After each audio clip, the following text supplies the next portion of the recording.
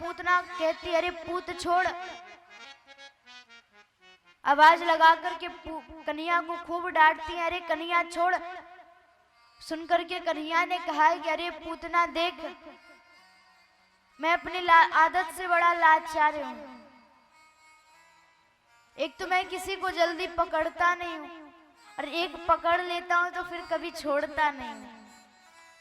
पूतना डर गई। महाराज आज कन्हैया छोड़ने का नाम नहीं ले रहे। पूतना भाग रही कन्हैया को पकड़े और बार बार कहती पूत छोड़, पूत ना कर, पूत कष्ट हो रहा है। इसी प्रकार चिल्लाती तो उसका नाम पड़ गया पूतना। और पूतना को सहन नहीं होता, उसने अंत में अपना विशाल स्वरूप धारण कर लिया और इधर उधर भागने लगती। महाराज जब वह चलती तो ऐसा लगता पूरी पृथ्वी कांप रही हो। सभी परेशान, ये क्या हो रहा है। आज पूतना जब सहन नहीं कर पाती, उसने अपने प्राण को त्याग दिया और जैसे उसका शरीर उस जमीन पर गिरा तो महाराज पूरी पृथ्वी डोल गई। और पूतना का शरीर कितना बड़ा 6 कोस का। आज सभी ब्रजवासी दौड़े दौड़े आते और आकर के देखा मैया आती। मैया ने ढूंढना प्रारंभ किया, मेरा कन्हैया कहाँ गया। नंद बाबा दौड़ करके आ गए। अब नंद बाबा मैया परेशान, कन्हैया कहाँ गया। अंत में देखा कि पूतना के ऊपर कन्हैया खेल रहे थे। कन्हैया को उतारा गया और आज बाबा को बड़ा क्रोध आता। बाबा ने मैया को खूब डांटा। सखाओं को बोला कि अरे मैंने तो पहले कहा था कि लाला का ध्यान रखना, मैं बोल करके गया तो फिर तुमने लाला का ध्यान क्यों नहीं रखा, उसे अकेले क्यों छोड़ा। मैया को डांट लगाई, अरे बुढ़ापे में तो लाला हुआ है इसलिए ध्यान रखना नहीं आ रहा। बाबा ने बड़ी डांट लगाई। गोपियों ने मैया से जाके कहा, रे मैया तूने उस ब्राह्मणी को लाला क्यों दे दिया था। मैया ने कहा कि अरे मुझे थोड़ी पता था कि ये राक्षसी है, अरे मुझे तो लगा ब्राह्मणी है, ब्राह्मणी का अपमान कैसे करती। सखी गोपियों ने कहा कि अरे हमें लगा कि आपकी सहेली है तो हमने इसे अंदर पहुंचा दिया। आज कन्हैया पूतना की गोद में थे, उसके बाद से वो रोए जा रहे हैं, शांत होने का नाम नहीं ले रहे हैं।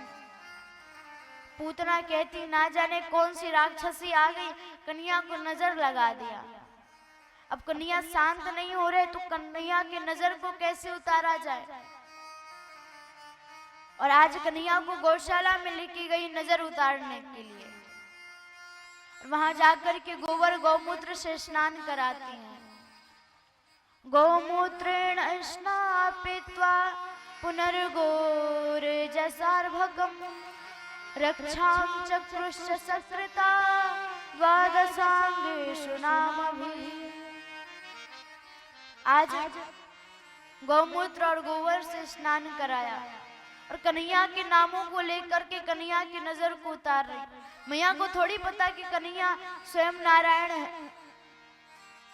आज किस प्रकार नजर उतारती हैं तो कहते हैं अव्यादजोंग्रि मणिमांस्तव जानवथोरु यज्ञोच्युतः कटितटं जठरं ययास्या ऋतकेशवस्तदूर ईशिनस्तु कंठं विष्णुर्भुजं मुखमुरुक्रम ईश्वरः कम्।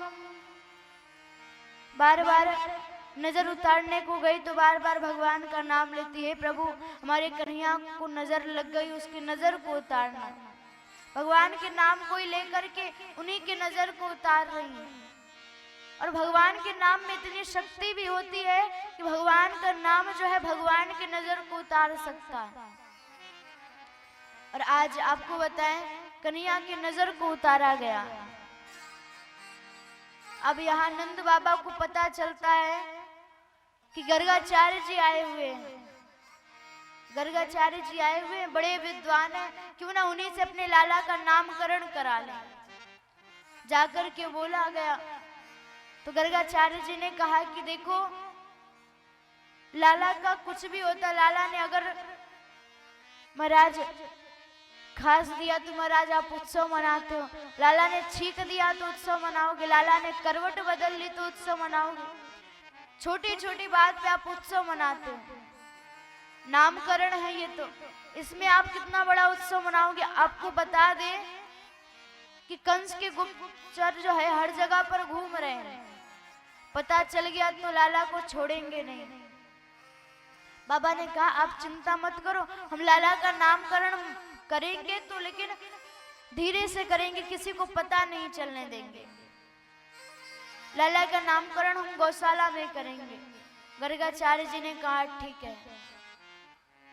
आज नंद बाबा दौड़े दौड़े जाते हैं अपनी मैया, हमारी मैया देवकी के पास। कहा कि अरे देवकी देख, बड़े विद्वान पंडित आए हैं।